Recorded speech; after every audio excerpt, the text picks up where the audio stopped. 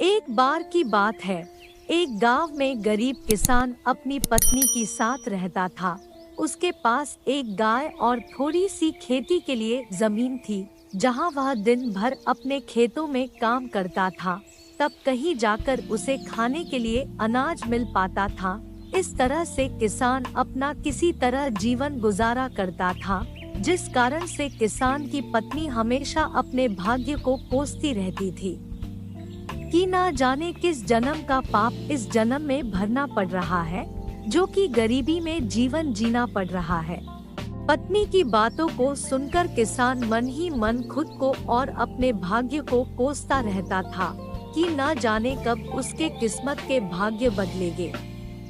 एक दिन की बात है, दोपहर का समय था। किसान खेतों से आकर अपने घर पर अपनी पत्नी के साथ खाना खाने जा रहा था कि इतने में एक साधु महाराज भिक्षा मांगते हुए उसके दरवाजे पर आ पहुँचे और भिक्षा मांगने लगे। तो इतने में किसान घर के बाहर आया और बोला, साधु महाराज, हम सभी पहले से इतने गरीब हैं और किसी तरह अपना जीवन गुजार रहे हैं, और ऐसे में हम आपको कहां से दान दें? हमारा साथ तो ऊपर वाला भी छोड़ चुका है। गरीब किसान की बात सुनकर साधु महाराज उसके स्थिति को समझ चुके थे और बोले, क्या तुम सच में अपने को गरीब मानते हो? ईश्वर पर से तुम्हारा विश्वास उठ गया है ना? तो साधु की बातों को सुनकर किसान ने हामी भर दी और किसान बोला, हाँ महाराज, हमारे साथ कुछ ऐसा ही है। अब आप ही चाहो तो आपके आशीर्वाद से शायद हमारी किस्मत बदल जाए।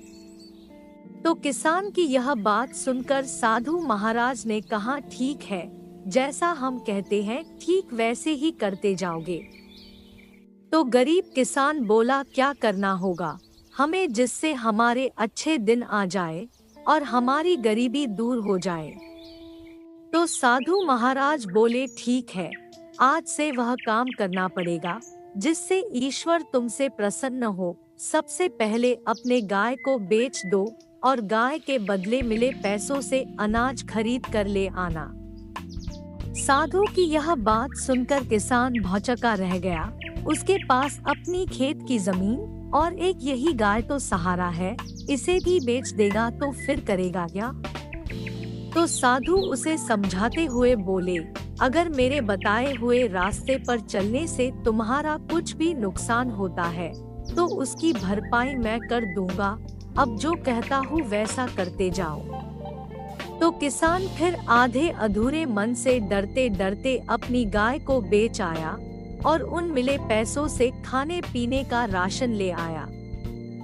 और फिर साधु के कहने पर किसान और उसकी पत्नी ने मिलकर भोजन तैयार किया, जिसके बाद वे राहगीर चलते हुए लोगों को बुलाने लगे और भगवान के प्रसाद के रूप में भोजन करने का आग्रह करने लगे। फिर जो भी उधर से गुजरता गरीब किसान उन्हें भरपेट भोजन कराते, जिससे राहगीर काफी खुश होते और फिर उन्हें इस नेक कार्य के लिए ढेर सारा आशीर्वाद और अपनी इच्छानुसार धन भी देते, जिससे वे फिर से मिले इन पैसों से लोगों को भोजन कराए। इस तरह साधु महाराज के कहने पर यह रोज का सिलसिला चलने लगा। हर दिन गरीब किसान अब मिले पैसों से भोजन प्रबंध करते, जिससे राह चलते लोग प्रतिदिन उसके यहाँ भोजन करते और दान के रूप में किसान को कुछ ना कुछ धन जरूर देते जाते, जिससे गरीब किसान के दान की बात धीरे धीरे दूर दूर तक फैलने लगी थी। फिर धीरे धीरे बड़े बड़े नगरों के सेठ, साहूकार, व्यापारी, राजदरबारी, जो कोई भी उस गांव से गुजरता उस किसान के यहाँ ही भोजन करता और बदले में किसान को इस महान कार्य के लिए ढेर सारा धन भी देते जाते थे, जिससे धीरे धीरे गरीब किसान मिले पैसों से अमीर होने लगा और अब एक गाय के बदले कई ढेर सारे गाय खरीद लाए और अपने भोजन कार्य को भी बढ़ाने लगा। अब किसान मन ही मन खुश होने लगा था।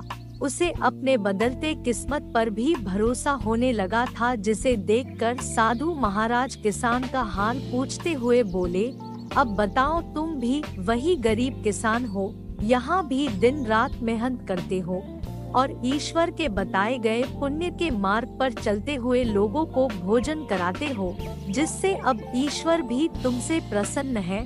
पहले जहाँ खुद के लिए मेहनत करते थे, खुद के लिए ही सोचते थे, लेकिन अब दूसरों के भलाई के बारे में सोचने लगे हो, तो ईश्वर भी अब तुम्हारे इस नेक कार्य में तुम्हारा साथ देते हैं। यानी हम सभी ईश्वर को कोसते तो जरूर है, लेकिन ईश्वर के बताए मार्ग पर चल नहीं सकते। ईश्वर से पाने के लिए हर कोई इच्छा तो रखता जरूर है, लेकिन पहले ईश्वर के आशीर्वाद पाने के लिए खुद को वैसा बनाना पड़ता है। यानी हम जैसा करते हैं, हमारे कर्मों के अनुसार ही हमारे भाग्य का निर्धारण होता है। साधु की यह बात को सुनकर किसान को अब समझ में आ गया था, अगर सच में जीवन में अमीर बनना है तो सबसे पहले हमें अपनी सोच बदलनी होगी। अपने लिए तो हर कोई जीता है, यदि हम दूसरों के लिए जीना शुरू करते हैं तो ईश्वर भी हमारी सहायता जरूर करते हैं। कहानी से शिक्षा।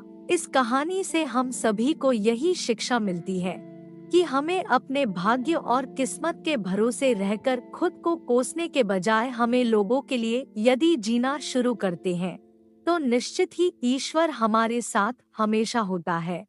और ऐसा हम तभी कर सकते हैं जब हम अपनी सोच से बाहर निकलकर दूसरों के लिए जीना शुरू करते हैं। हमारे समाज में ऐसे अनेक महापुरुषों के उदाहरण मिल जाएंगे जो कि इस समाज के लिए जिए, जिस कारण से उन्हें हर कोई जानता है। जो सिर्फ अपने लिए जीते हैं, वे अपने जीवन को एक निश्चित ही दायरे में जी कर जाते हैं, फिर उनके बाद उन्हें कोई नहीं याद करता। जबकि जो लोग समाज के लिए जीते हैं, वे इतिहास बनाकर भले ही इस दुनिया से चले जाते हो, लेकिन वे हमेशा ही सबके लिए याद रहते हैं। इस तरह यदि हमें भी अपने जीवन में आगे बढ़ना है तो अपनी सोच बदलनी होगी और खुद के बजाय अपने लोगों, अपने देश के बारे में सोचना चाहिए।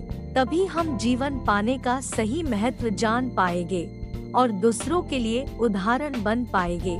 उम्मीद है कि आपको यह कहानी पसंद आई होगी। धन्यवाद।